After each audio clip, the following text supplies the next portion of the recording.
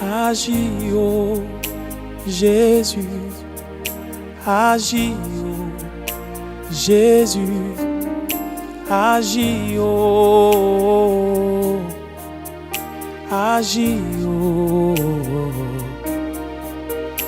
agis, oh mon Dieu, agis, oh Jésus. J'aimerais inviter cette personne qui a des difficultés pour... Shalom, shalom, shalom, bien-aimé. Shalom, bien-aimé frère, shalom, bien-aimé. Bonjour.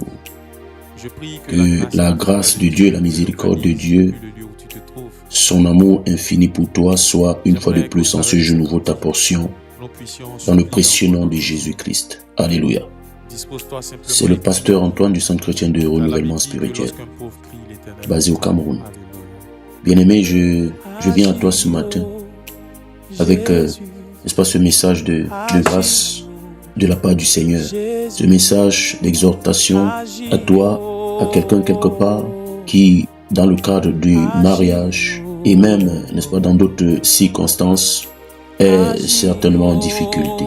Bien aimé, il y en a comme ça des personnes qui vivent dans le cadre du foyer, des frustrations, des personnes qui ont été déçues, des personnes qui ont été marquées par certaines situations de frustration à un moment donné de leur vie. Pour certains, il y a eu, n'est-ce pas, des mauvais choix qui ont été faits, des choix qui n'ont pas toujours été faits par l'Esprit de Dieu, des choix qui n'ont pas toujours été faits en prenant appui sur la parole de Dieu, des choix qui n'ont pas toujours été faits pour la plupart dans nos vies, en invoquant le Seigneur, en se tournant vers le Seigneur, afin de recevoir une direction, afin de recevoir la sagesse, afin de recevoir de Dieu l'éclairage, l'illumination, je vais même dire, pour faire le bon choix, prendre la meilleure décision pour ce qui concerne le mariage, pour ce qui concerne un travail, pour ce qui concerne, n'est-ce pas, un domaine de la vie où certainement nous serions, n'est-ce pas, dans l'obligation de prendre une décision et qui pourrait marquer véritablement notre vie. Beaucoup de personnes comme ça ont fait des erreurs dès le départ dans le cadre du mariage. Beaucoup de personnes ont fait des erreurs dans le cadre de leur connexion, de leur relation, n'est-ce pas, de s'attacher à des personnes et qui n'étaient pas forcément compatibles, surtout selon leurs désirs. Et pourtant, bien aimé, la Bible dit: le fait de l'Éternel te délice et il te donnera ce que ton cœur désire. En réalité, Dieu voudrait te donner ce que ton cœur désire. Dieu voudrait te donner ce dont tu aspires réellement, bien qu'il voudrait te le donner en tenant compte, n'est-ce pas, de sa pensée originelle pour toi. C'est de faire le choix qui est selon Dieu. C'est de prendre une décision, n'est-ce pas, pour faire quelque chose qui, dans ta vie, est selon la pensée originelle de Dieu pour toi. Parce que Dieu a des projets pour toi, puisqu'il dit dans le livre de Jérémie, au chapitre 29, verset 11, il dit: moi, l'Éternel, je connais les projets que j'ai formés pour toi, des projets de paix et non de malheur. Dieu seul connaît ce qui est bien pour toi, ce qui est bien pour moi. Et très souvent, pour la plupart d'entre nous, nous avons fait des mauvais choix. Et quand bien même nous avons fait ces mauvais choix, quand bien même nous avons fait des erreurs, je viens t'encourager et surtout t'exhorter. Non seulement t'encourager pour que tu comprennes que oui, rien n'est terminé. Dieu est bon, Dieu est fidèle. Oui, Dieu peut changer ta situation aujourd'hui.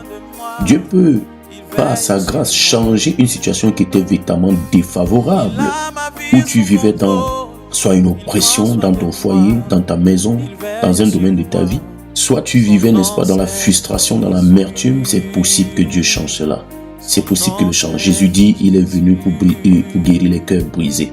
Dieu est capable de changer une situation où tu étais en pleurs et faire en sorte que tu commences à sourire, tu commences à glorifier Dieu, tu commences à le célébrer.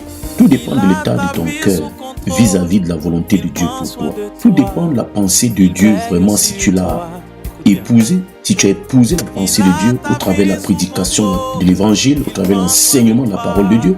Si tu as reçu réellement le Seigneur Jésus-Christ et que tu t'es affectionné à sa parole afin de recevoir sa pensée pour toi, sa sagesse pour ta vie, et surtout afin d'être rempli de son amour, alors dans ton esprit, la perspective qui devrait avoir autorité dans ton esprit, c'est celle de devenir un instrument, n'est-ce pas, pour communiquer la vie de Dieu à ton conjoint, à ton bien-aimé. Quand tu n'es pas encore né de nouveau, tu fais des choses de manière à plaire uniquement à toi, tu fais des choses avec un certain égoïsme, tu fais les choses de manière, n'est-ce pas, à ce que toi seul tu sois satisfait. Dans le monde, généralement c'est comme ça que ça se passe, nous faisons des choses de manière égoïste et sans véritablement s'appuyer sur la pensée de Dieu.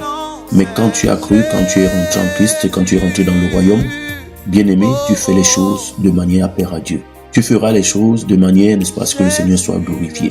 Et une chose que tu feras et qui sera ta force, bien-aimé, d'où le thème de ce matin dans la voie du réveil, dans cette plateforme, c'est sauvé par la puissance de l'amour de Dieu. En réalité, ton regard vis-à-vis de ton conjoint va changer.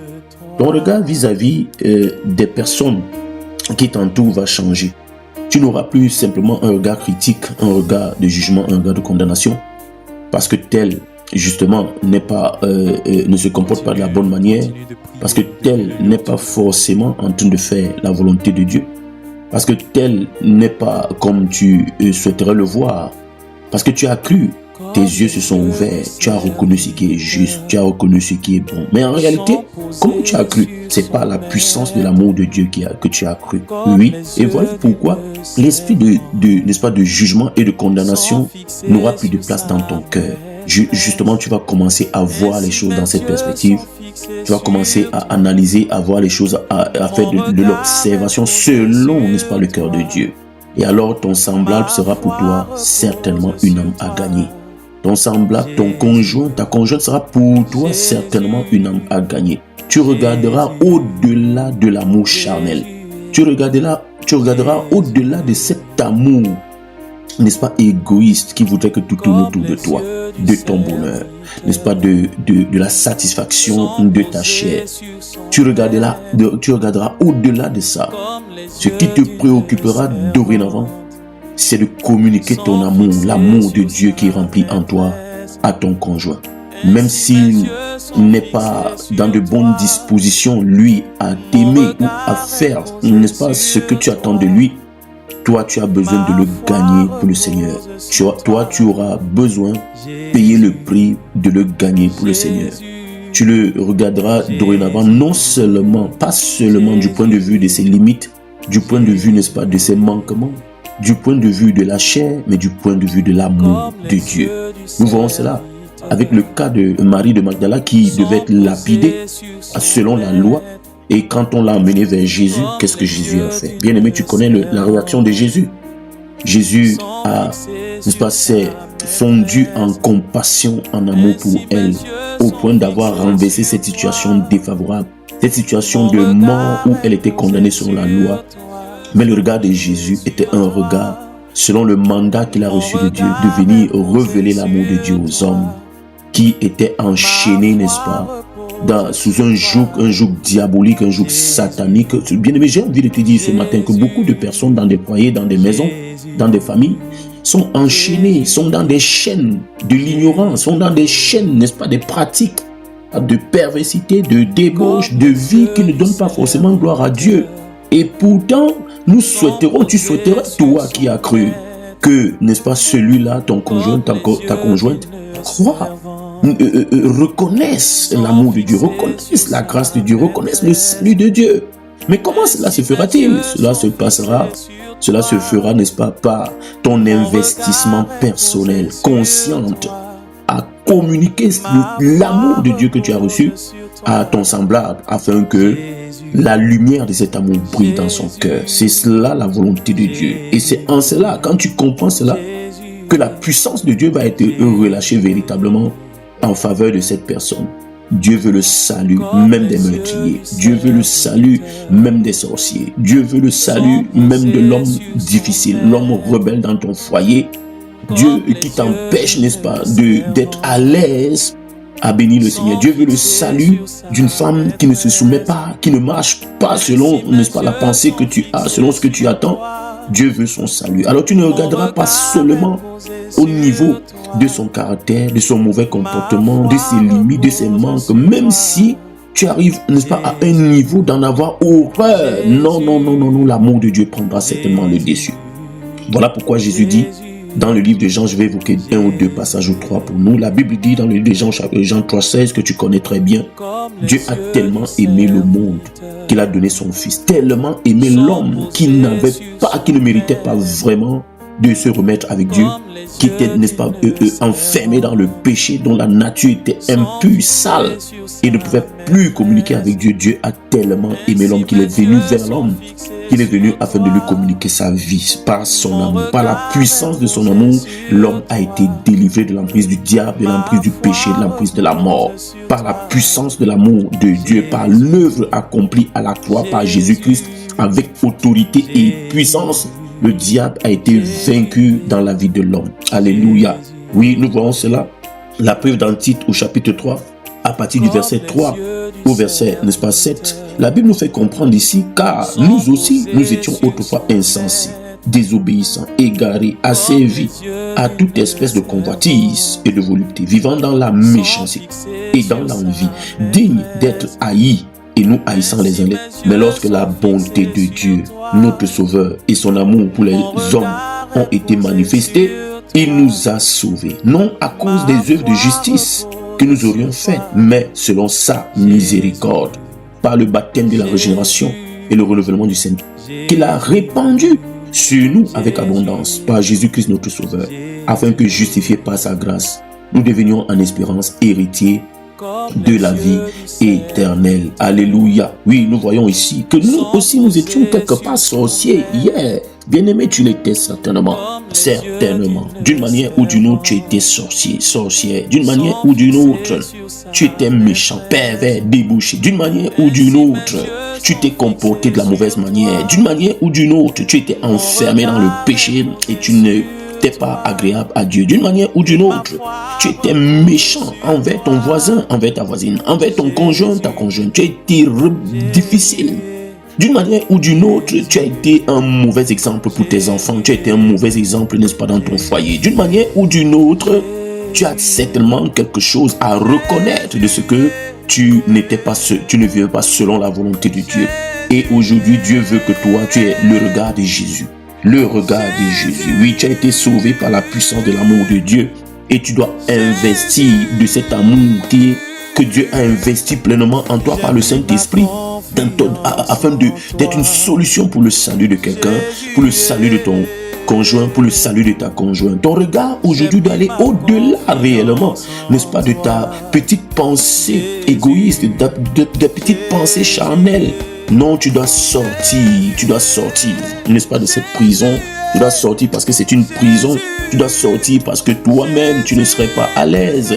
Si tu demeures, par exemple, dans ton foyer, dans une posture de jugement et de condamnation, de rejet, de répulsion, si tu demeures dans cette portion, tu ne pourras pas sauver ton conjoint, tu ne pourras pas sauver ta conjointe. Alléluia.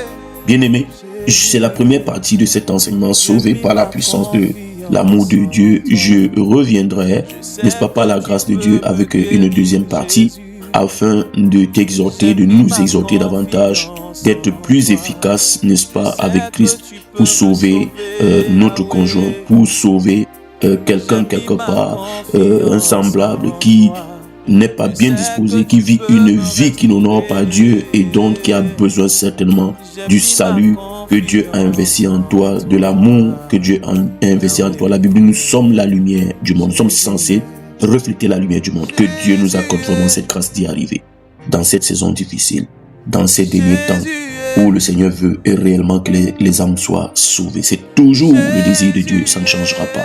Gloire à Jésus. C'est le salut pour l'éternité qui demeure la priorité avant le salut dont la manifestation des biens de la vie, n'est-ce pas, abondante sur la terre. C'est d'abord la vie dans l'esprit qui est prioritaire. La régénération, le bain de la régénération par, n'est-ce pas, et le renouvellement du Saint-Esprit demeure la chose la plus importante dans le programme du Père, le programme du salut. Dans le précieux nom de Jésus-Christ, reçois cette grâce ce matin. C'était le pasteur Antoine du Centre chrétien de renouvellement spirituel. C'était la voix du réveil. Shalom à toi, bien-aimé.